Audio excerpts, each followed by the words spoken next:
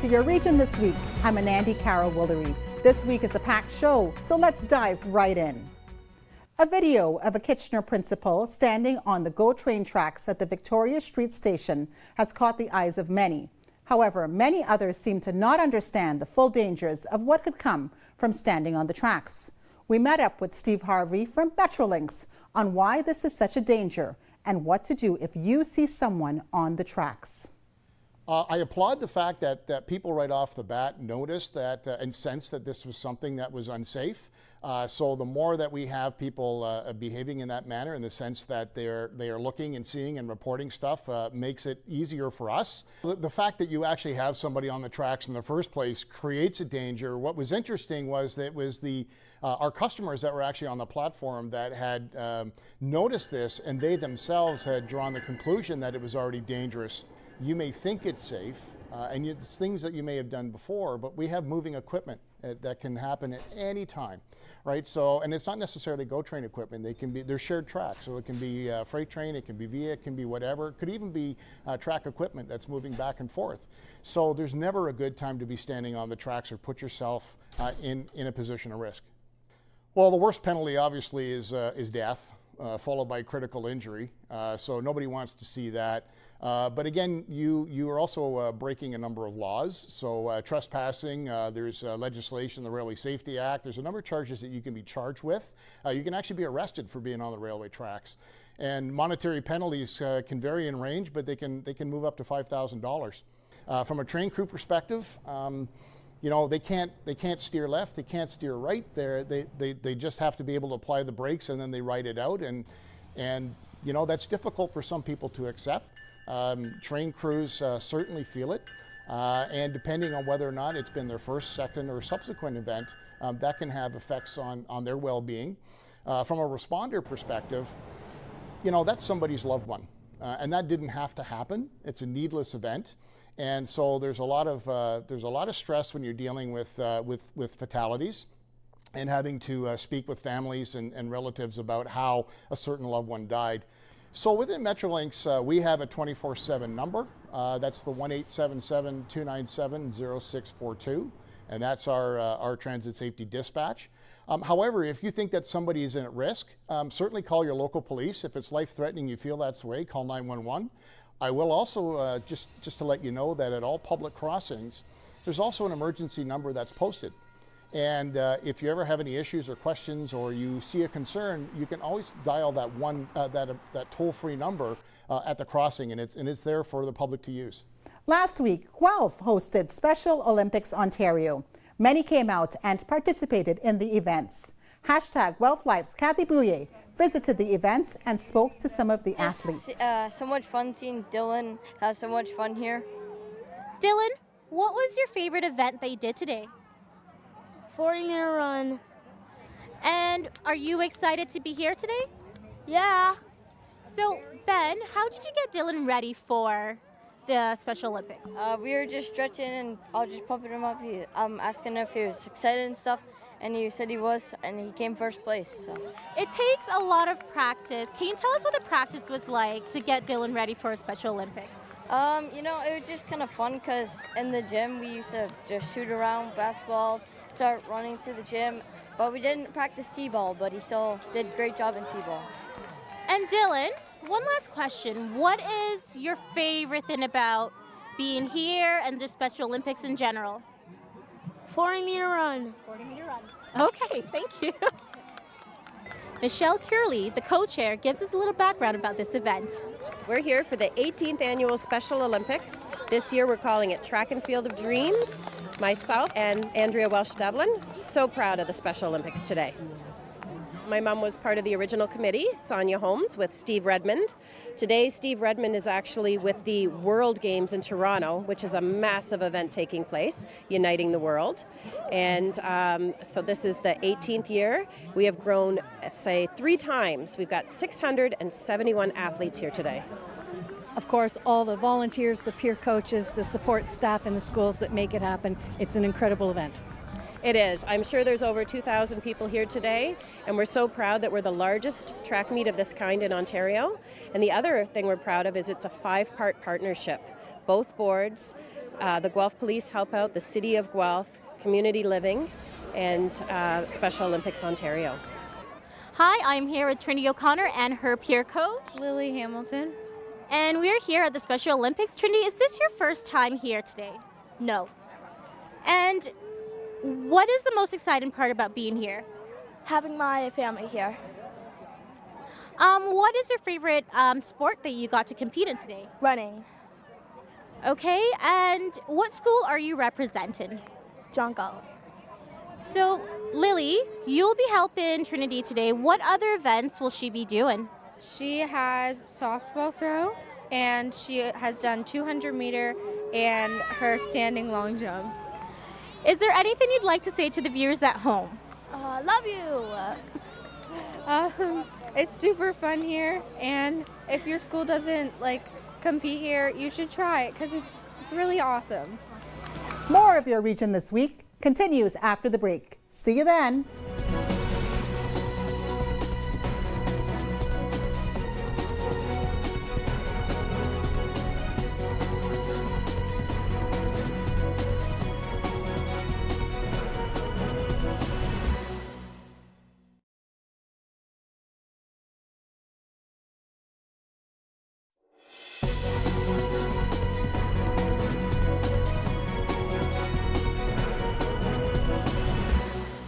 Welcome back. According to a study, a majority of those who are trans do not feel safe in the region. 570 News' Mike Farwell sits down with an assistant professor at the university.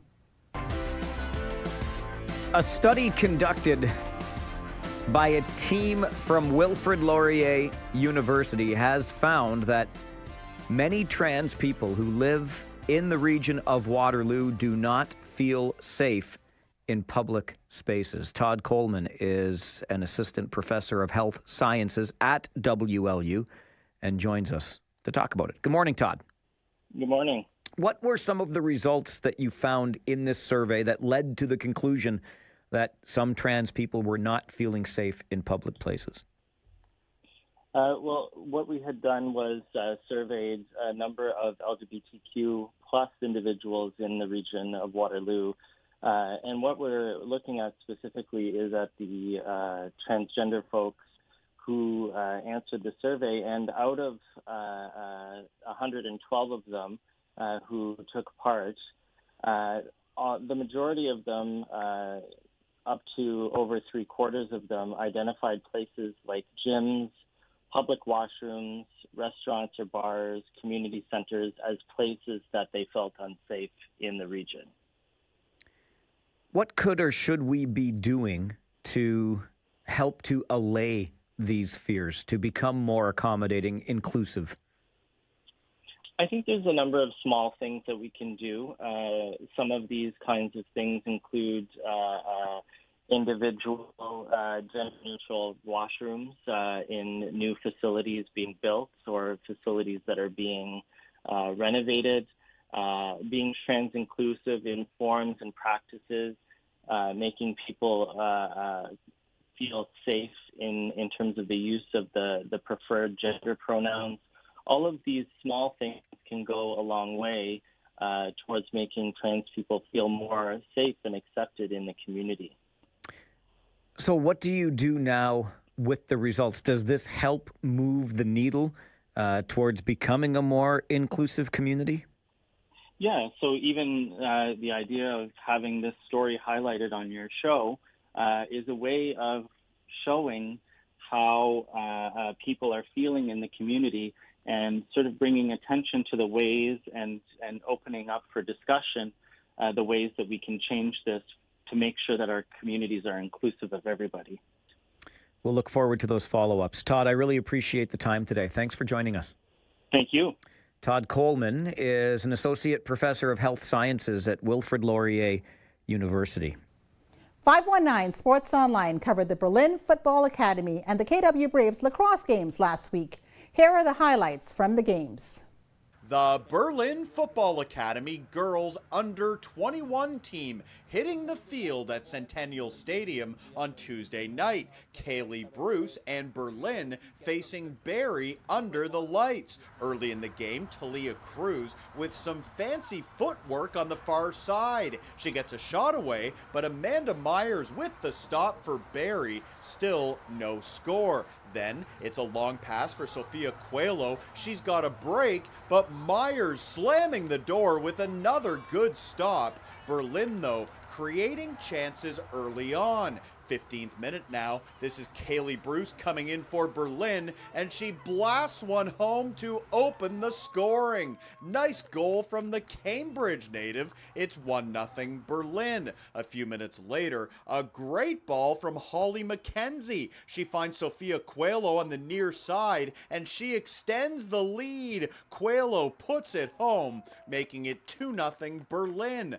More pressure from Berlin. Holly McKenzie breaking through. She lets one go, and it's Talia Cruz cashing in on the rebound. Cruz with her second goal of the game, and the Berlin offense firing on all cylinders. How good is this pass by Cassandra Danapaula? She sets up Talia Cruz. She finished with 5 goals in the game for Berlin and was one of the scoring stars. Berlin coming through with a solid effort on Tuesday night, defeating Barrie at Centennial Stadium. The Kitchener-Waterloo Braves Pee Wee 2 team on their home floor Tuesday night. Their opponent, the Guelph Regals, the two local teams squaring off at Albert McCormick Arena in Waterloo. Opening period, Cannon Schmidt scoops up the loose ball, and he finds Armand Bopari in front. The visitors strike first. Guelph takes a 1-0 lead. Just over a minute later, the pass to Elon Ray Townsley, and he puts it home. 5 minutes in, the Regals have a 2-0 lead, and they keep coming. Still in the first, Jacob Ouimet wires it by the Braves goalie.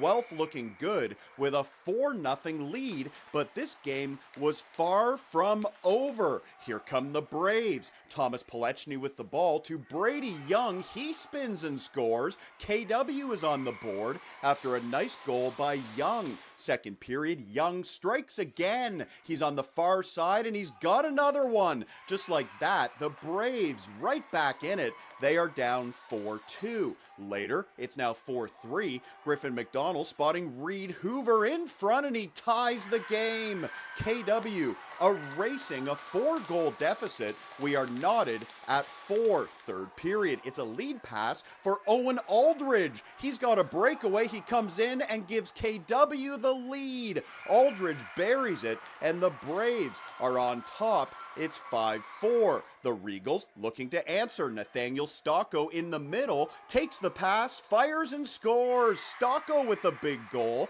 He ties the game at 5, and that's how this one ended. Nothing decided between the Regals and Braves as they play to a 5-all draw on Tuesday night at Albert McCormick Arena. Your region this week will continue after the break. We'll see you in 2 minutes.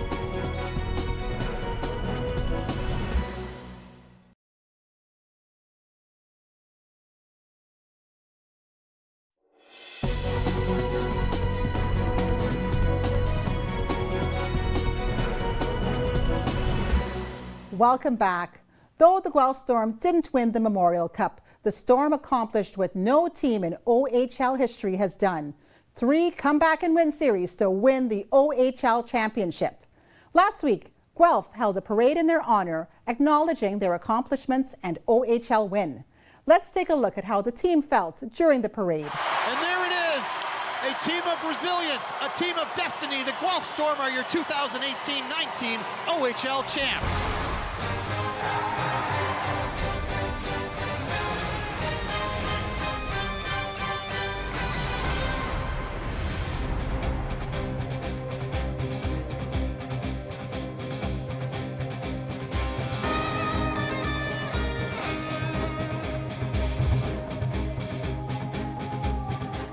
This is an awesome moment for our city. I cannot thank everyone involved with the Guelph Storm enough. I've been the mayor for 5 years now, and there's a lot of highlights, and this is the top for me for sure. This is fantastic. This is so great. It really brings the whole city together. I can't thank you enough for all of you coming down here to be a part of this today. Just shows so much love to this team, and I just want to thank you on behalf of council and on behalf of everyone in this city. Just nothing but the best for you from here on out, and we will be there cheering you all on, and we're all buying season's tickets, right? We've told these guys all along that, and I've shared an experience from the '98 season of how close those guys were and how close they continue to be. And these guys don't understand it just yet, but you're champions together. You'll walk together forever, and they'll stay very close and be connected for the rest of their lives because of the special experience that we've been on. So thank you so much to ownership and their support, but most importantly to the people in this community, the texts, the emails, the Twitters. Everything was posted in our room in Halifax, and I know that those things were watched and looked at each and every day. To the guys, thank you for your energy and excitement and the way that you've performed being behind. This will never happen again. I would doubt very much that teams are going to come back from 3 different big deficits to find a way to win a championship, and we're really proud of them.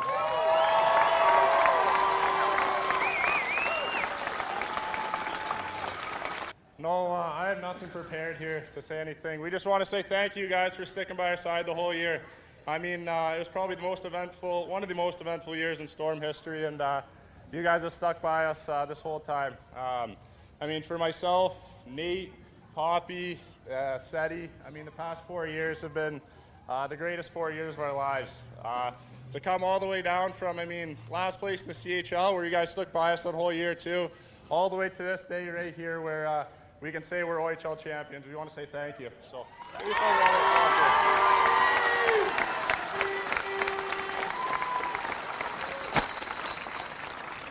I just want to say a couple things.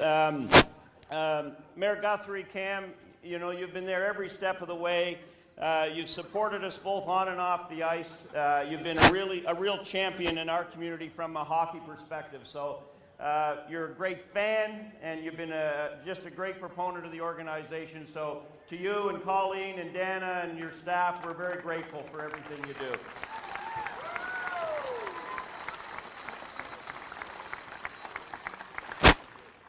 George, thanks for everything this year. You put in, no one knows how many hours these folks put in to get us to where we are, and it was a tough 2 years, and culminating with an OHL championship, which is just remarkable. So, George, thanks for everything. I just want to say this. I commented on Game 6, but the entire season, the last few years, guys like Isaac and Schnarzy and Poppy and Ralphie, they were part of that 99 birth year draft class, I think in 2015, and they've been through the lowest of lows and the highest of highs. And that's a really, really special accomplishment to be able to come to this pinnacle this year. But this has been all made possible by you folks. Without you, everything we do is not nearly as much fun.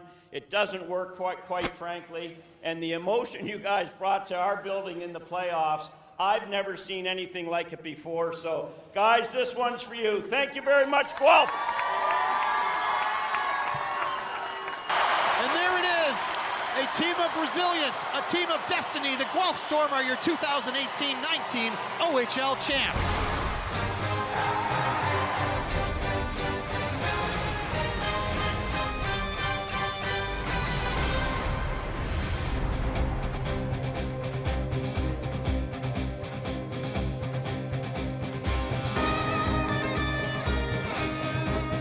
We've got lots more of your region this week right after this. Stay tuned.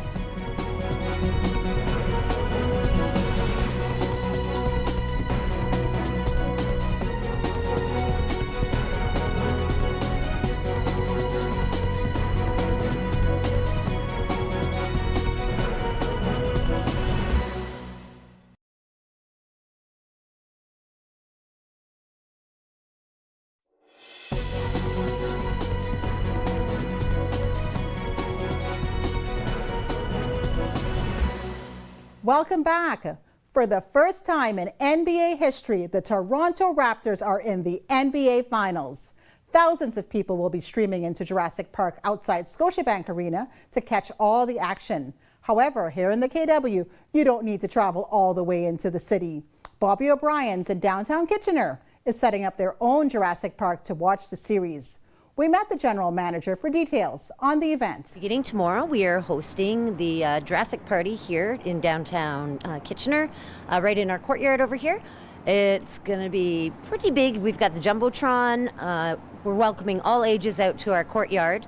It's 19 plus for inside of Bobby's, and we also have basketball hoops for shooting games and little fun things. There's prizes, there's swag, giveaways, as well as we also have a barbecue, and we're just hoping to encourage everybody to come out downtown Kitchener. Well, we're actually doing it in conjunction with City Hall. They're bringing over all of their colorful tables and chairs to welcome the community over to our courtyard, and we just basically started this idea on Monday and we're rolling with it. Well, the nice part is we not only have the Jumbotron, we also have 4 large TVs in our hut, and we have 13 TVs inside as well as another big screen TV, so there's lots of viewing. Anywhere you're sitting, you're going to have a great seat. We can fit 130 on our patio, we can fit 170 inside, and then we can fit 230 on our courtyard. So there's plenty of room for everybody to come down here and enjoy the game. Well, the great part is the Jurassic Party is not just going to run tomorrow, it's going to run for the entire series. Hopefully we can wrap it up in 4 games, but if not, we'll stretch it out to the full 7, and hopefully we will be victorious.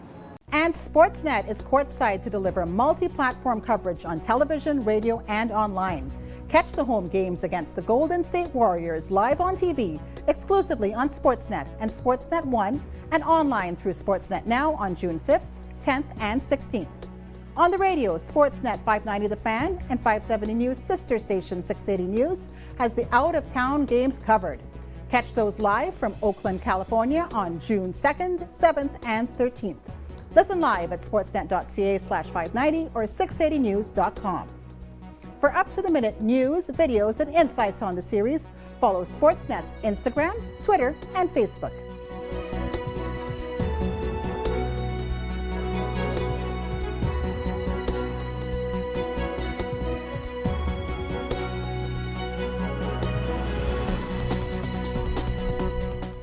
The region of Waterloo would like to remind residents that the Alert Waterloo Region Emergency Broadcast System will be conducting a system-wide test on the morning of June 3rd.